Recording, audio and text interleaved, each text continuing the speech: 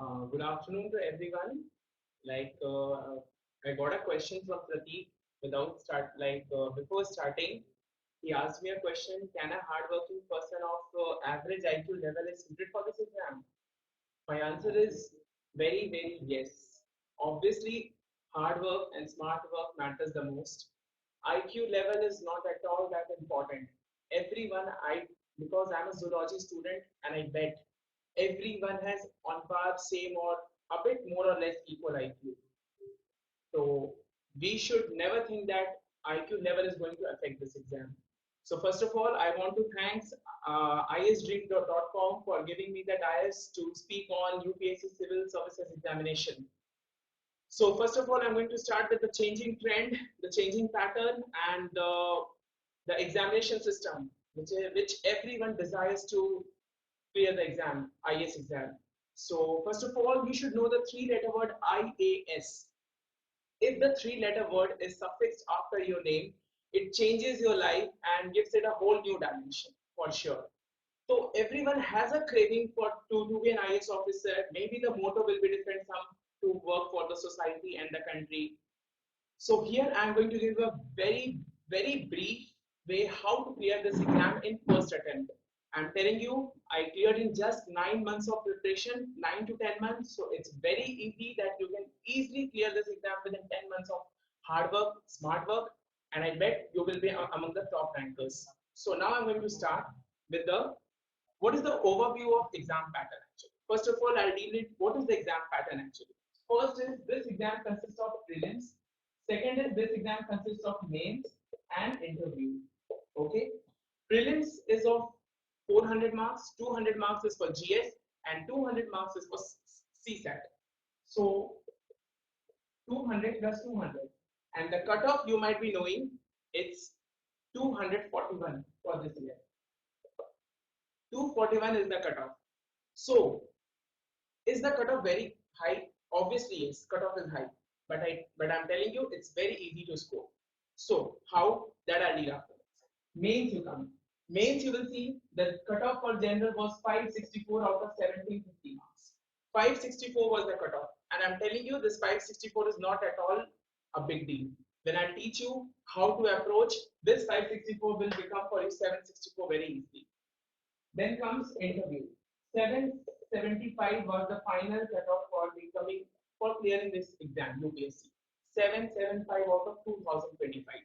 Now, if you see the trend of this year, the last IAS rank might be some 116, 115, and for this, it will be 838 marks approx. 838 marks is the last rank for IAS. Okay, so you see the difference of 63 marks, around 63 marks, 800 students, 700 to 800 students are there in this difference. So I'm telling you, clearing IAS, you need to score very high marks. But after that IAS position, there's a lot of competition. In 63 marks, 800 ranks are there. This is the case. So let me start. This was about the exam pattern. So first of all, marks pattern, exam pattern, everything. Scoring and marking. You might have seen the marks of prelims. They are very high just because of CSAT and some easiness on GS. But scoring of mains was very tough. You might be seeing the rankers have got very less marks. It's very tough to cross 100 marks out of 215 GS papers. Very difficult. So what thing we do we lack? What we need? This is the point of discussion.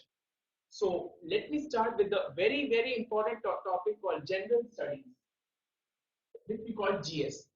GS is actually universe. It's like tremendously help. You should know GS is everything. You need to know everything. So what does GS comprises? GS comprises of all the streams: history, geography, polity, economics, social issues, science and technology, ethics, everything. Now, first of all, I'll start with the prelims strategy for GS. For prelims, in general studies, one need to be just well acquainted with the concepts and facts, because in prelims, the questions they are asking is mainly based on the content. Content means what is the concept involved and what are some recent contemporary happenings. So now I'll start with prelims. Prelims is first portion is history. History you might be knowing in the three pattern. Modern Indian history is very important. You will get around 10 to 12 questions from modern Indian history. This is very important. So how to approach early early history, medieval history? This comprises very little part, but modern history is the main part. So whenever you are studying history, wherever in coaching or self preparation, just try to know the facts and the concepts involved. That why that event occurred, why was partition of Bengal happening? It was not that when did, no one is going to ask you when did partition of Bengal occur. Everyone is wishing to know why did it occur, what impact did partition of Bengal have on India's national freedom struggle. So that is the thing. So whatever you're studying, try to learn the concepts involved, even in history also. Plus, additionally, whenever you're studying a book, try to jot down the points. Points means like if you're studying one page, then at least there might be only 2 to 3 points which is sufficient. Because one success mantra you must know for studying any book. Study that book only, which you can revise 3 to 5 times. Don't study books simply to give once a reading or have a glance on it. Because if we have a human brain and we tend to forget everything. This is for sure. So what we need is study that book which you can revise for 3 to 5 times. And it's very difficult to revise entire book in a stretch. Very difficult. Because even I also face this problem. So what we need to do is just write down the main facts, what we are trying to in history. If this is one page, try to study and try to like write down 1 2 3, maybe 3 important facts for one page. So that is important. So try to do that. Okay. Now comes the next paper, and I'm telling you, history will be always on safe side. You will always clear this prelims exam just because of history. History will give you maximum correct questions because the options they are asking is very simple, only concept based. When they will give you prelims question, the questions which will have the options are very direct, but they are only based on the concept. If you mug up the fact and go, it's very difficult. So must focus on concept. Now comes the next part, geography. Geography is a very dicey part, very dicey in the sense there's a lot to study, and many of the aspirants feels very difficult. Even I was one of the aspirants who used to feel geography is really tough. But I'll tell you, geography is very easy. If you study with concept, diagrams, maps, these three things is going to help you a lot. So geography, whatever you're studying, try to understand what is the physical features, what is the features involved, what are the basic concepts involved. Like for example, oceanography. In oceanography, what are the physical features involved, and what is the basic diagram for each ocean features with the concept. If you do that, for sure, it will be a very easy part. And geography will give you a good number of right questions also and a good number of tough questions also. I tell you, many of my friends who have cleared, they found geography part a bit difficult because it comprises a lot of things like tribal issues, like other things, and also that's very difficult to to complete everything.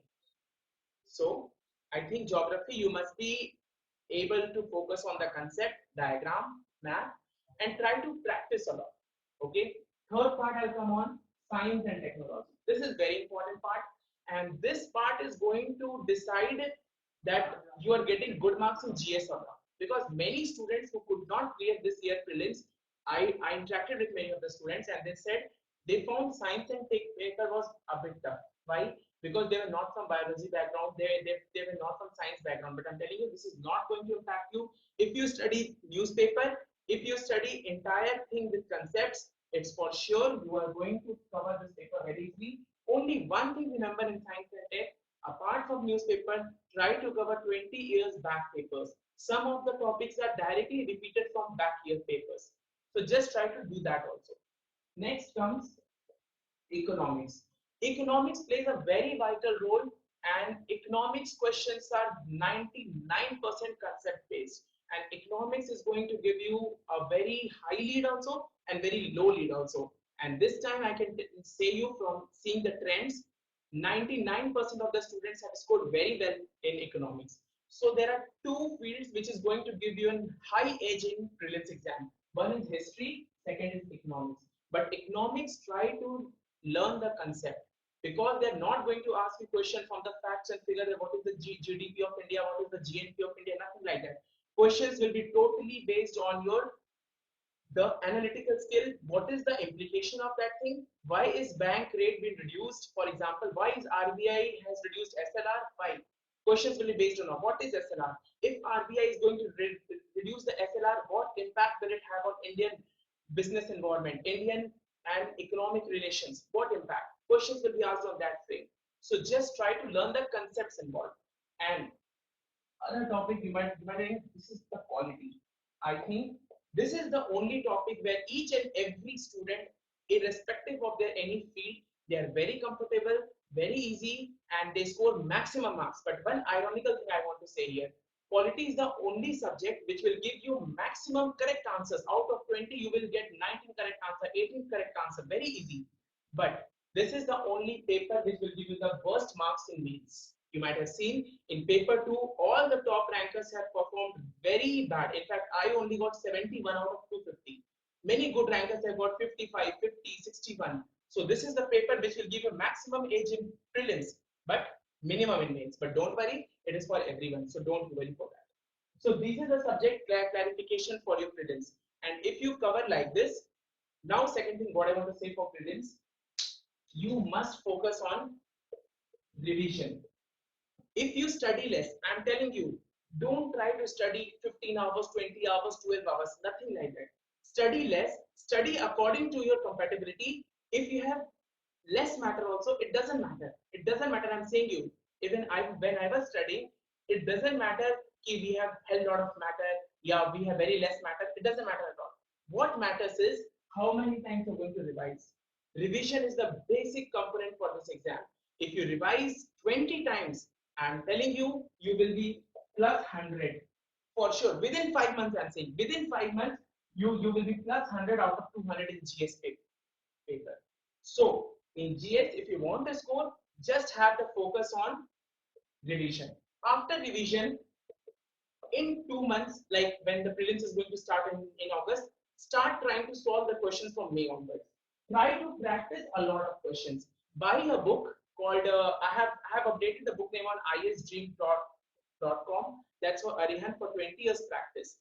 20 years solved paper will be there. Try to do that and try to solve maximum question. Any of the magazines you get, try to solve the GS papers. And if you practice a lot of questions, it's 3 months, 2 months. And second thing, the questions which are doing wrong in practice, try to write the wrong questions which you have written and the correct answers for them. Try to search from the net or from the book itself, and then you write. This is going to really impact you. If you follow these 3 things, I'm telling you, prelims is for you. Prelims, you are not at all scared. Why? Because if you have studied this much, and if you are focused on revision and practicing question, ratio should be 3:4:3. Now imagine 3 parts should be study, 4 parts should be revision, 3 parts should be question practice. If you do this, I'm bet sure you are going to be in prelims. Now, second part of prelims is very important. CSAT. CSAT, you might be doing a lot of rows there on CSAT, but don't you worry. CSAT is going to only make a smooth sell for you. If you get in CSAT around 85% marks out of 200, if you get around 165, 170 also, I'm telling you, you will be in. Because the cutoff, don't try to believe on cutoff, because sometimes the cutoff may be very high also, 270, 280 also. So don't rely on cutoff. Put maximum on CSAT. So what should we do for CSAT? We'll do this now. What should we do for CSAT? For CSAT, first thing is try to solve only month for clearing this CSAT exam. I'm telling you, if you have 2 months only, 1 month only, you can clear this exam for CSAT also. How? First is your practice. Practice means what? You have to do a lot of questions practice. A lot of question practice means first is comprehension, English comprehension, which comprises around 23 to 35 questions sometimes. And this is really important. The passages are really very tricky. Sometimes the passage will take you half an hour. One single passage will take you half an hour. They are very